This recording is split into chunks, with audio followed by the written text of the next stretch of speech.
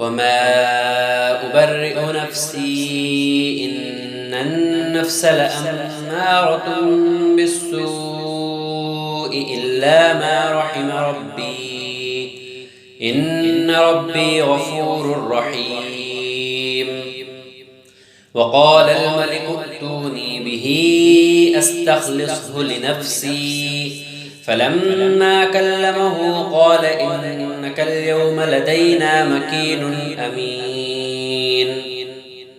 قال اجعلني على خزائن الأرض إني حفيظ عليم.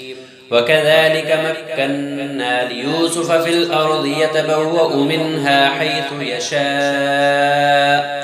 نصيب برحمتنا من نشاء ولا نضيع أجر المحسنين ولأجر الآخرة خير للذين آمنوا وكانوا يتقون.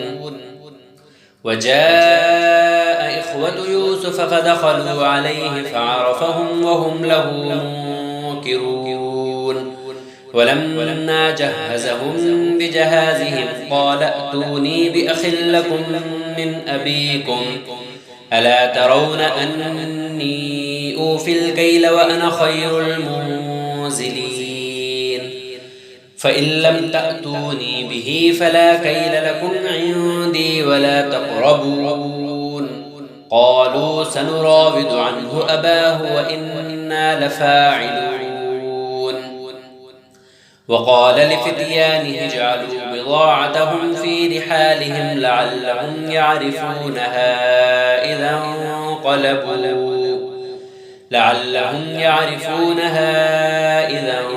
انقلبوا إلى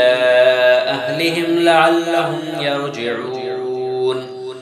فلما رجعوا إلى أبيهم قالوا يا أبانا منع منا الكيل فأرسل معنا أخانا نكتل وإنا له لحافظون. قال هل آمنكم عليه إلا كما أمنتكم على أخيه من قبل فالله خير حافظا وهو أرحم الراحمين. ولما فتحوا متاعهم وجدوا بضاعتهم ردت إليهم قالوا يا أبانا ما نبغي هذه بضاعتنا ردت إلينا ونمير أهلنا ونحفظ أخانا ونزداد كيل بعير ذلك كيل يسير. قال لن أرسله معكم حتى تؤتون موثقا من الله لتأتونني به إلا أن يحاط بكم. فلما آتوه موثقهم قال الله على ما نقول وكيل. وقال يا بني لا تدخلوا من باب واحد وادخلوا من أبواب متفرقة وما أغني عنكم من الله من شيء إن الحكم إلا لله عليه توكلت وعليه فليتوكل المتوكلون. ولما دخلوا من حيث أمرهم أبوهم ما كان يغني عنهم من الله من شيء إلا حاجة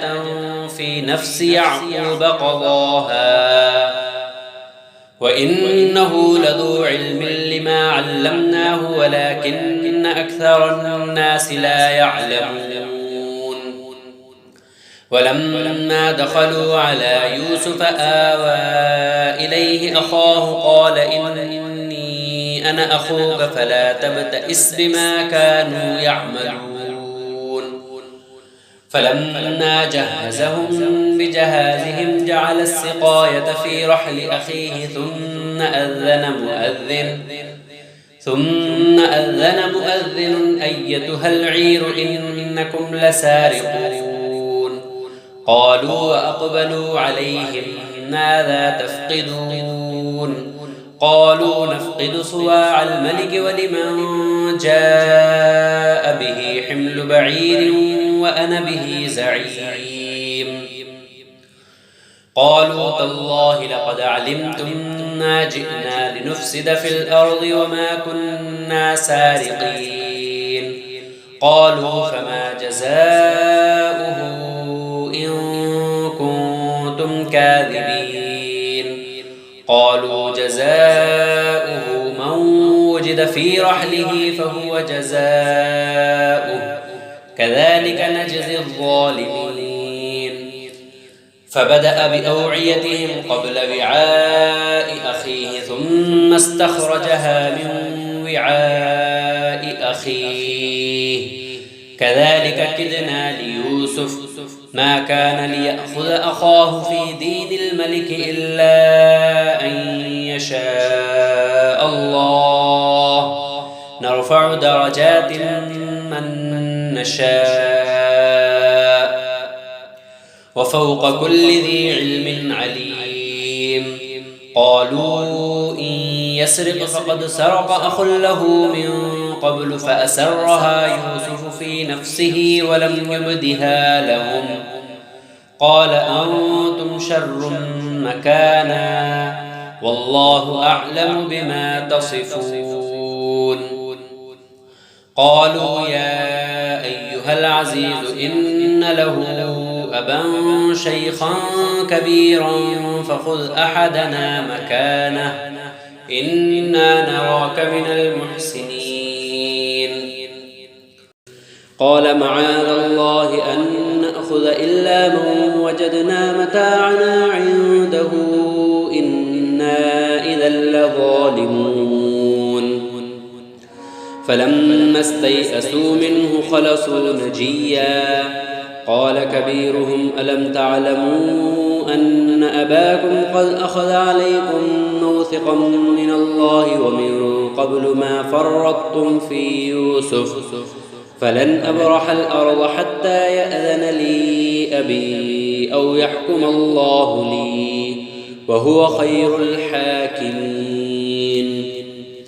ارجعوا إلى أبيكم فقولوا يا أبانا إن ابنك سرق وما شهدنا إلا بما علمنا وما كنا للغيب حافظين.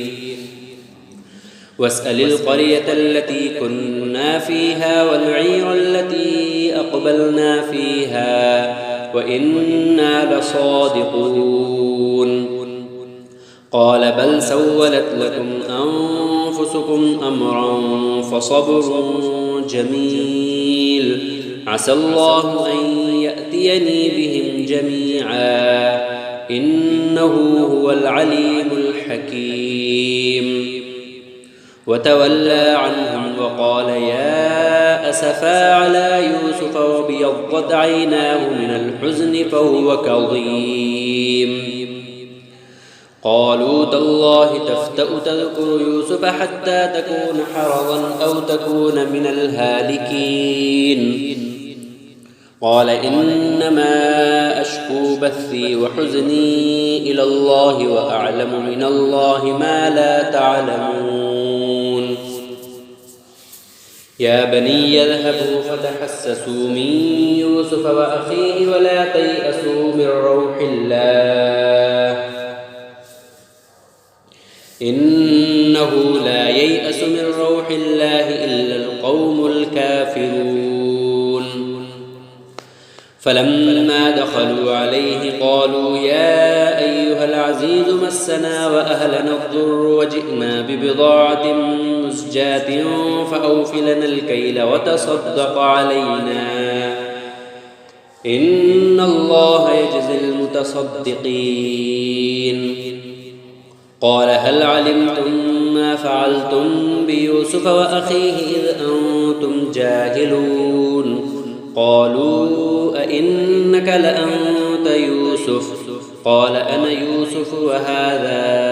أخي قد من الله علينا إنه من يتق ويصبر فإن الله لا يضيع أجر المحسنين. قالوا تالله لقد آثرك الله علينا وإن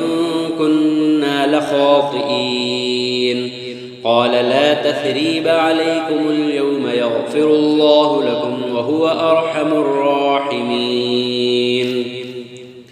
اذهبوا بقميصي هذا فألقوه على وجه أبي يأت بصيرا وأتوني بأهلكم أجمعين ولما فصلت العير قال أبوهم إني لأجد ريح يوسف لولا أن تفندون قالوا تالله إنك لفي ضلالك القديم فلما أن جاء البشير ألقاه على وجهه فارتد بصيرا قال ألم أقل لكم إني أعلم من الله ما لا تعلمون قالوا يا أبانا استغفر لنا ذنوبنا إنا كنا خاطئين قال سوف أستغفر لكم ربي إنه هو الغفور الرحيم فلما دخلوا على يوسف آوى إليه أبويه وقال ادخلوا مصر إن شاء الله آمين ورفع أبويه على العرش وخروا له سجدا وقال يا أبت هذا تأويل رؤياي من قبل قد جعلها ربي حقا وقد أحسن بي إذ أخرجني من السجن وجاء بكم من البدو من بعد أن نزغ الشيطان بيني وبين إخوتي إن ربي لطيف لما يشاء إنه هو العليم الحكيم رب قد آتيتني من الملك وعلمتني من تأويل الأحاديث فاطر السماوات والأرض أنت ولي في الدنيا والآخرة توفني مسلما وألحقني بالصالحين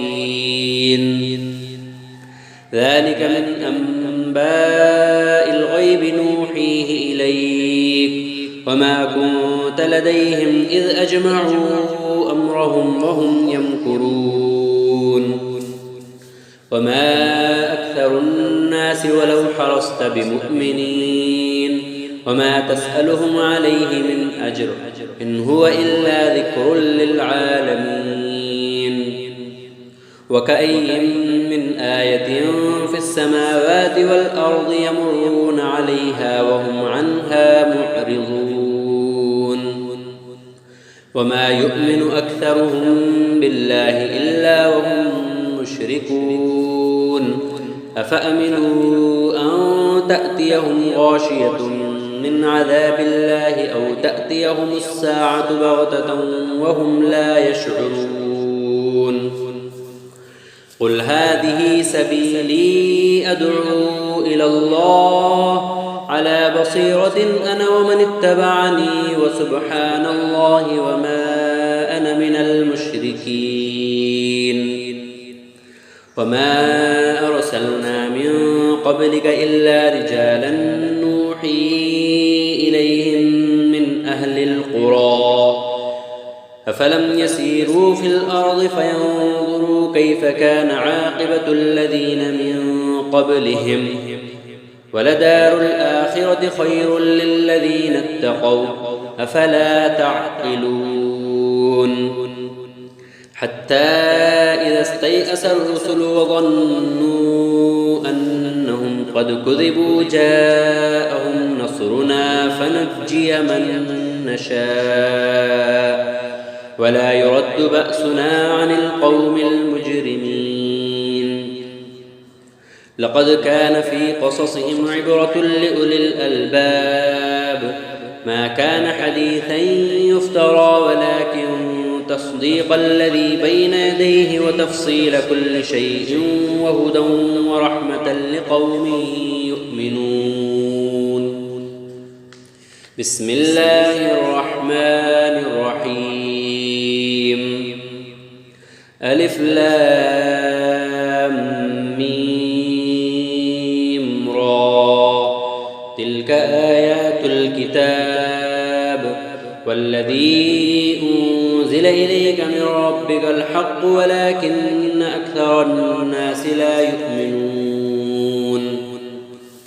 الله الذي رفع السماوات بغير عمد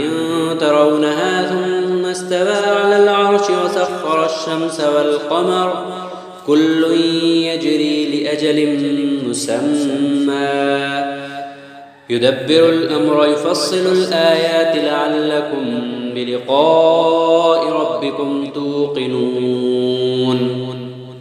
وهو الذي مد الأرض وجعل فيها رواسي وأنهارا ومن كل الثمرات جعل فيها زوجين اثنين يغشي الليل النهار إن في ذلك لآيات لقوم يتفكرون وفي الأرض قطع متجاورات وجنات من أعناب وزرع ونخيل صنوان وغير صنوان يسقى بماء واحد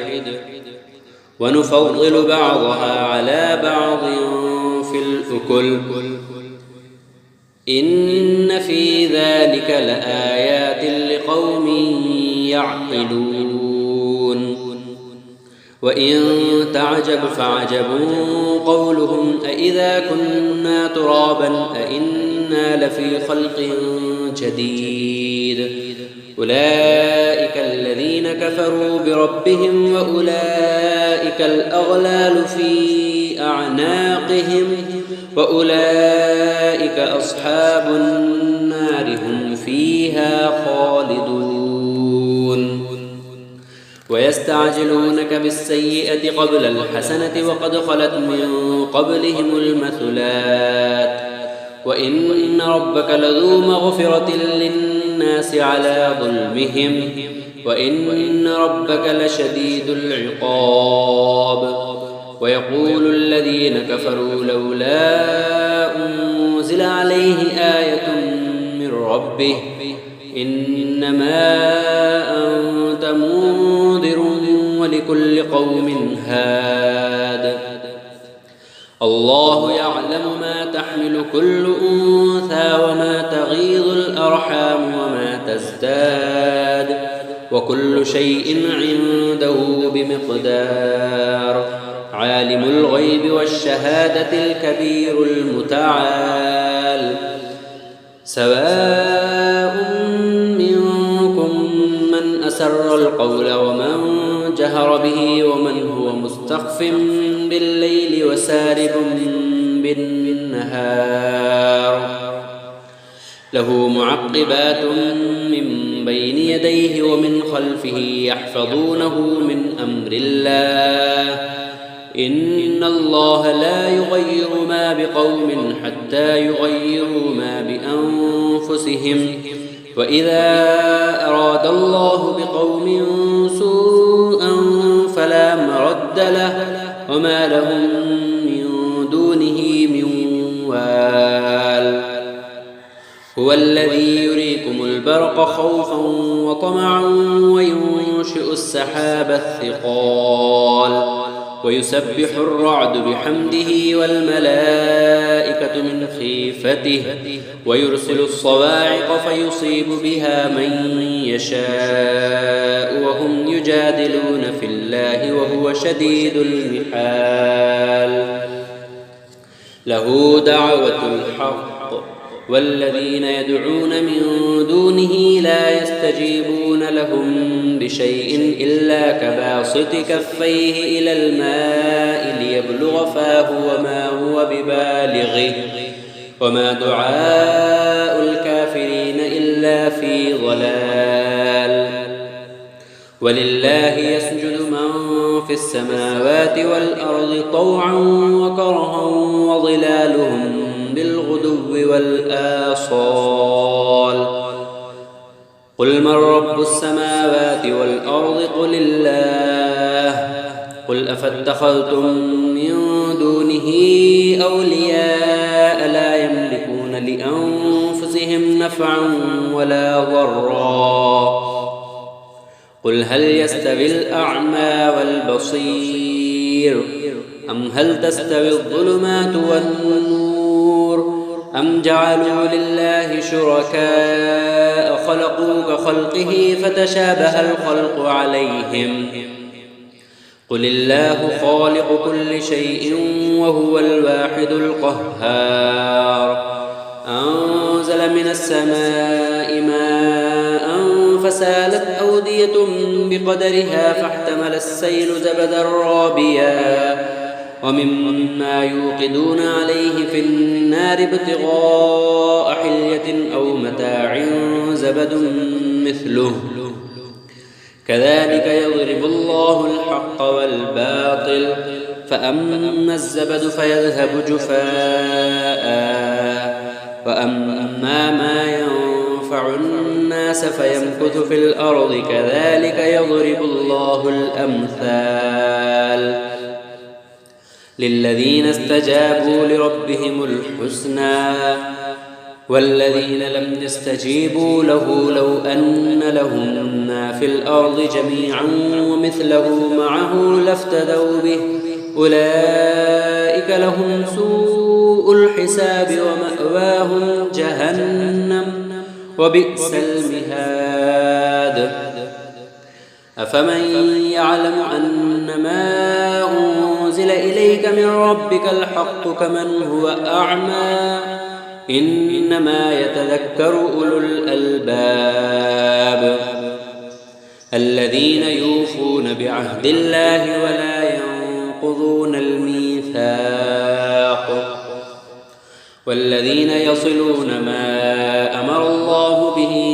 أن يوصل ويخشون ربهم ويخافون سوء الحساب والذين صبروا ابتغاء وجه ربهم وأقاموا الصلاة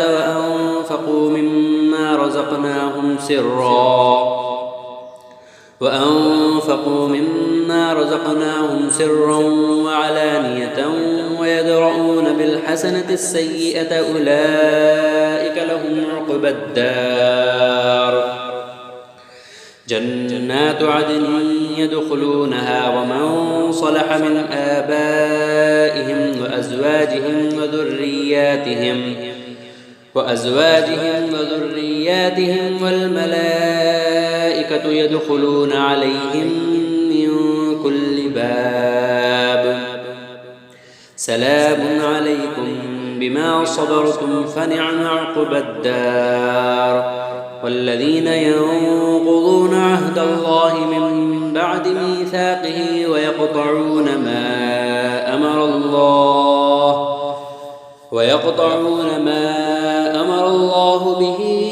أن يوصل ويفسدون في الأرض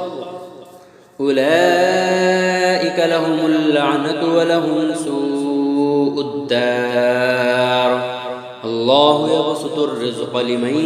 يشاء ويقدر وفرحوا بالحياة الدنيا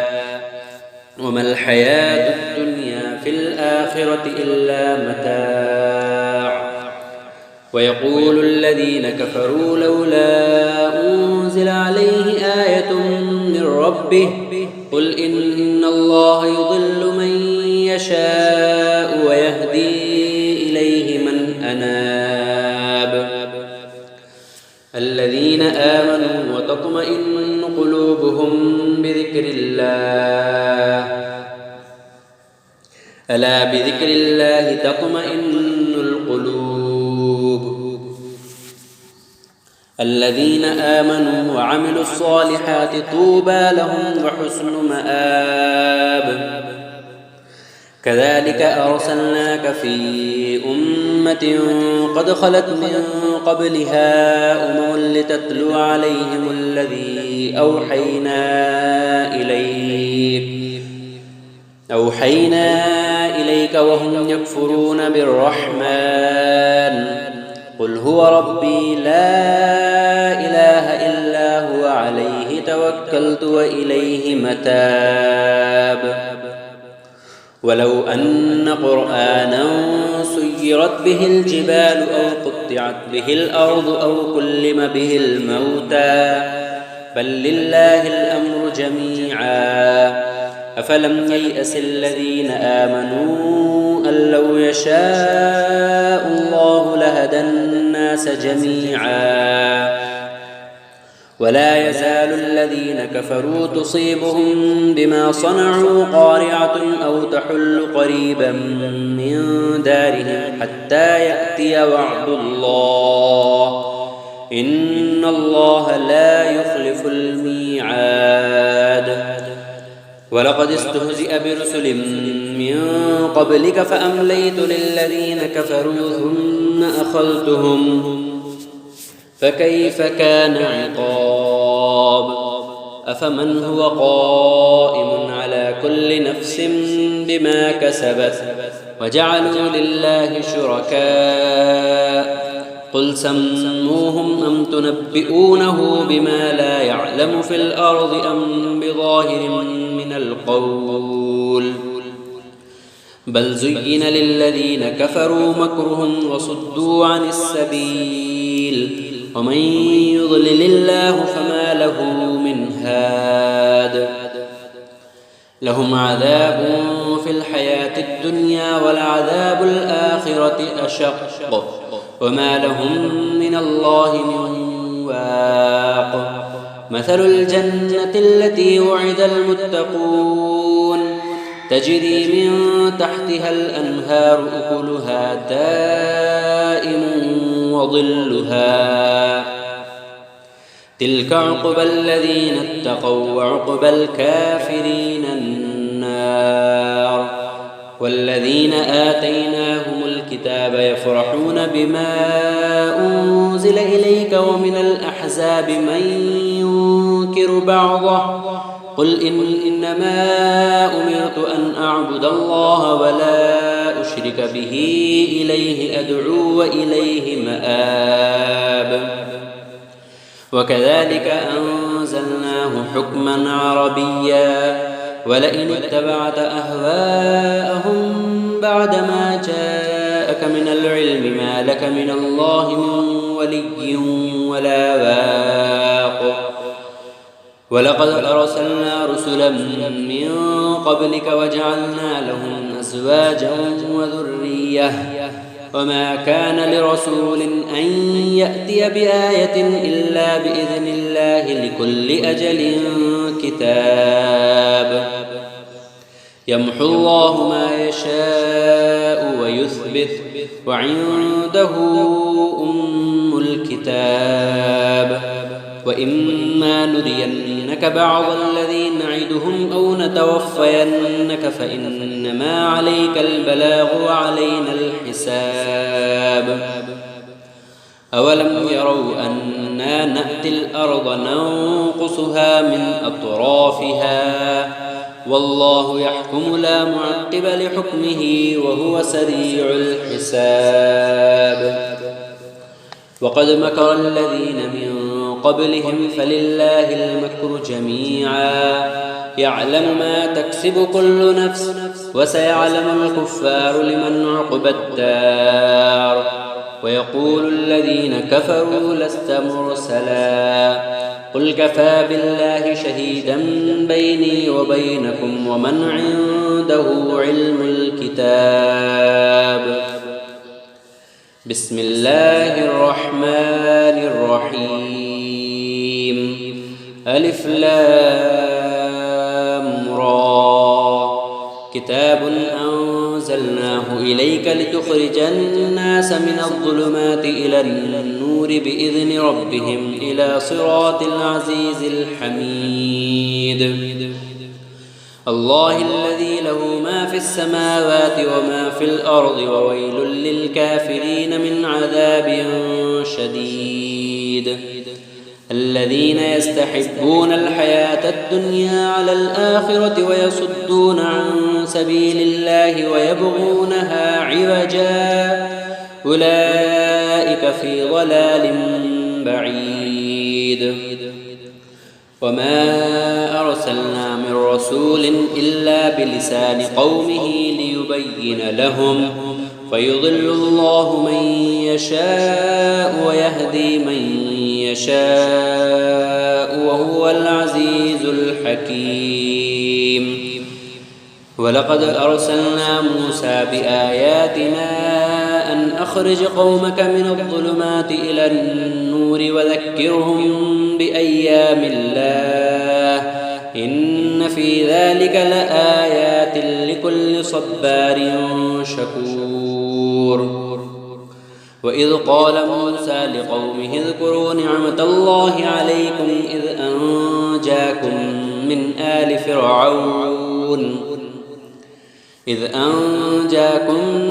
آل فرعون يسومونكم سوء العذاب ويذبحون أبناءكم ويستحيون نساءكم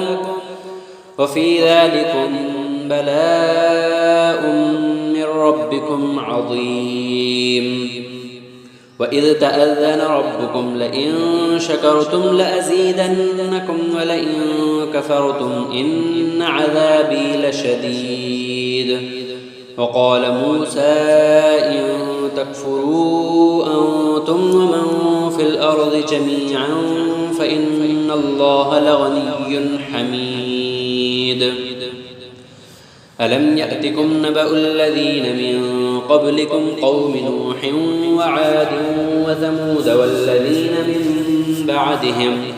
لا يعلمهم إلا الله جاءتهم رسلهم بالبينات فردوا أيديهم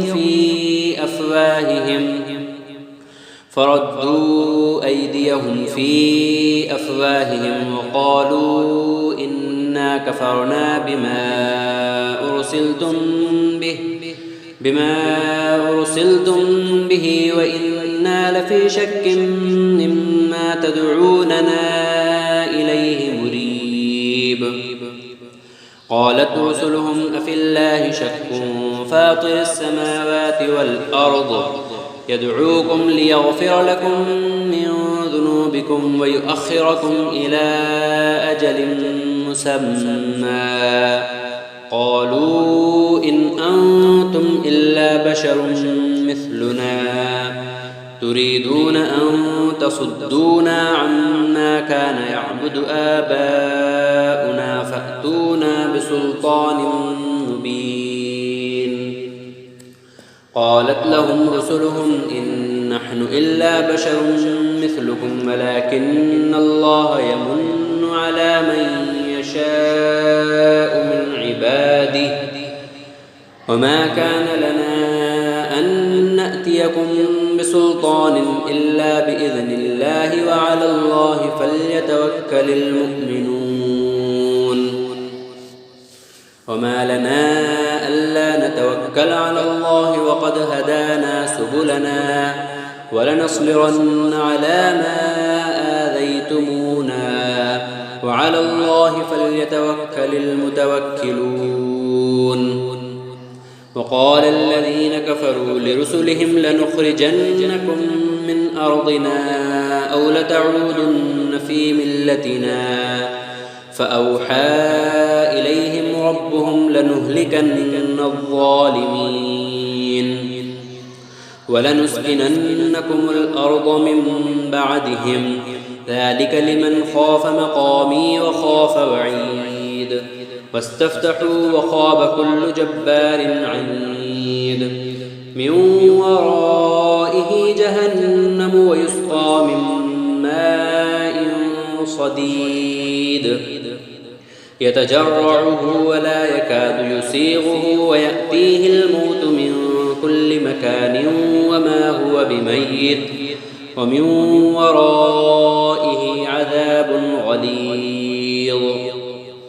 مثل الذين كفروا بربهم أعمالهم كرماد اشتدت به الريح في يوم عاصف لا يقدرون مما كسبوا على شيء ذلك هو الضلال البعيد. ألم تر أن الله خلق السماوات والأرض بالحق إن يشأ يذهبكم ويأت بخلق جديد وما ذلك على الله بعزيز وبرزوا لله جميعا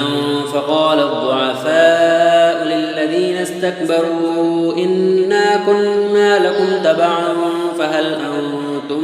مغنون عنا من عذاب الله من شيء قالوا لو هدانا الله لهديناكم سواء علينا أجزعنا أم صبرنا ما لنا من محيص وقال الشيطان لما قضي الأمر إن الله وعدكم وعد الحق ووعدتكم فأخلفتكم وما كان لي عليكم من سلطان إلا أن دعوتكم فاستجبتم لي فلا تلوموني ولوموا أنفسكم ما أنا بمصرخكم وما أنتم بمصرخي إني كفرت بما أشركتمون من قبل إن الظالمين لهم عذاب أليم وأدخل الذين آمنوا وعملوا الصالحات جنات تجري من تحتها الأنهار خالدين فيها بإذن ربهم تحيتهم فيها سلام ألم تر كيف ضرب الله مثلا كلمة طيبة كشجرة طيبة أصلها ثابت وفرعها في السماء تؤتي أكلها كل حين بإذن ربها ويضرب الله الأمثال للناس لعلهم يتذكرون ومثل كلمة خبيثة كشجرة خبيثة اجتثت من فوق الأرض ما لها من قرار يثبت الله الذين آمنوا بالقول الثابت في الحياة الدنيا وفي الآخرة ويضل الله الظالمين ويفعل الله ما يشاء ألم تر إلى الذين بدلوا نعمة الله كفرا وأحلوا قومهم دار البوار جهنم يصلونها وبئس القرار وجعلوا لله أندادا ليضلوا عن سبيله قل تمتعوا فإن مصيركم إلى النار قل لعبادي الذين آمنوا يقيموا الصلاة وينفقوا مما رزقناهم سرا وعلانية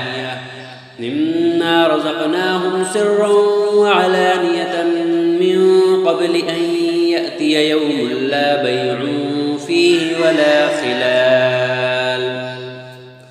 الله الذي خلق السماوات والأرض وأنزل من السماء ماء فأخرج به من الثمرات رزقا لكم وسخر لكم الفلك لتجري في البحر بأمره وسخر لكم الأنهار وسخر لكم الشمس والقمر دائبين وسخر لكم الليل والنهار وآتاكم من كل ما سألتموه وإن تعدوا نعمة الله لا تحصوها إن الإنسان لظلوم كفار وإذ قال إبراهيم رب اجعل هذا البلد آمنا واجنبني وبني أن نعبد الأصنام رب إنهن أضللن كثيرا من الناس فمن تبعني فإنه مني ومن عصاني فإنك غفور رحيم ربنا إني أسكنت من ذريتي بواد غير ذي زرع عند بيتك المحرم ربنا ليقيموا الصلاة فاجعل أفئدة من الناس تهوي إليهم وارزقهم من الثمرات لعلهم يشكرون ربنا إنك تعلم ما نخفي وما نعلن وما يخفى على الله من شيء في الأرض ولا في السماء الحمد لله الذي وهب لي على الكبر إسماعيل وإسحاق إن ربي لسميع الدعاء رب اجعلني مقيم الصلاة ومن ذريتي ربنا وتقبل دعاء ربنا اغفر لي ولوالدي وللمؤمنين يوم يقوم الحساب ولا تحسبن الله غافلا عما يعمل الظالمون إنما يؤخرهم ليوم تشخص فيه الأبصار مهطعين مقنعي رؤوسهم لا يرتد إليهم طرفهم وأفئدتهم هواء وأنذر الناس يوم يأتيهم العذاب فيقول الذين ظلموا ربنا أخرنا إلى أجل قريب نجب دعوتك ونتبع الرسل أولم تكونوا أقسمتم من قبل ما لكم من زوال وسكنتم في مساكن الذين ظلموا أنفسهم وتبين لكم كيف فعلنا بهم وضربنا لكم الأمثال وقد مكروا مكرهم وعند الله مكرهم وإن كان مكرهم لتزول منه الجبال فلا تحسبن الله مخلف وعده رسله إن الله عزيز ذو انتقام يوم تبدل الأرض غير الأرض والسماوات وبرزوا لله الواحد القهار وترى المجرمين يومئذ مقرنين في الأصفاد سرابيلهم من قطران وتغشى وجوههم النار ليجزي الله كل نفس ما كسبت إن الله سريع الحساب هذا بلاغ للناس ولينذروا به وليعلموا أنما هو إله واحد وليذكر أولو الألباب بسم الله الرحمن الرحيم ألف لام را تلك آيات الكتاب وقرآن مبين